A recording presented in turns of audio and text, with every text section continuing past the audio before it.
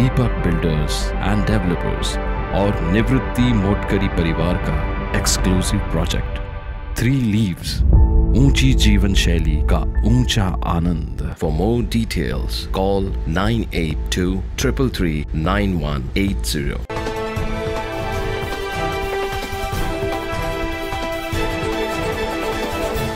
आपण सोनं, चांदी, रोख रक्कम हे चोरीला गेल्याचं वारंवार ऐकलंय।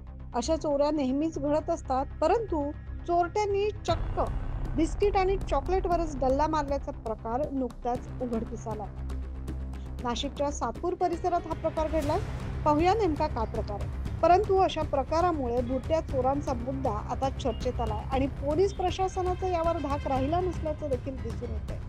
पाहूया नेमका काय प्रकार घडलाय। सातपूर परिसरातील विक्टर पॉइंट या ठिकाणी गेल्या काही दिवसांपासून चोऱ्यांचं सत्र सुरू आहे आणि हे सत्र वाढतच चाललंय। गेल्याच आठवड्यात या परिसरातील 3 ते 4 दुकानं फोडण्यात आली आणि चोरट्यांनी तेथील मुद्देमाल लंपास केला। या चोरट्यांचा शोध घेण्यात अद्यापही पोलिसांना यश आलेलं नाही। तोच आता पुन्हा याच परिसरातील एका खाद्यपदार्थाच्या दुकानात चोरट्यांनी चोरी केली। चोरट्यांनी दुकान फोडलं। दुकानात रोख रक्कम मिळाली नाही, तर मग चोरट्यांनी चक्क बिस्किट आणि चॉकलेट असे सुमारे 10,000 रुपयांचा माल घेऊन पोबारा केला। माझं नाव सुनंदा अशोक चव्हाण। मी बोलते, रात्री आमची जरा नुकसान झालेली आहे 5-6 हजार रुपयाची, 5-6 हजार रुपयाची। तर इथं एवढ्या 8 दिवसामध्ये जवळजवळ 4-5 दुकानं फोडले गेलेले आहे।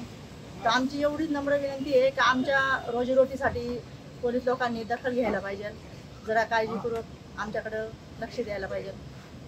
या परिसरात अनेक लहान मोठे विक्रेते व्यवसाय करतात आणि आपला उदरनिर्वाह चालवतात।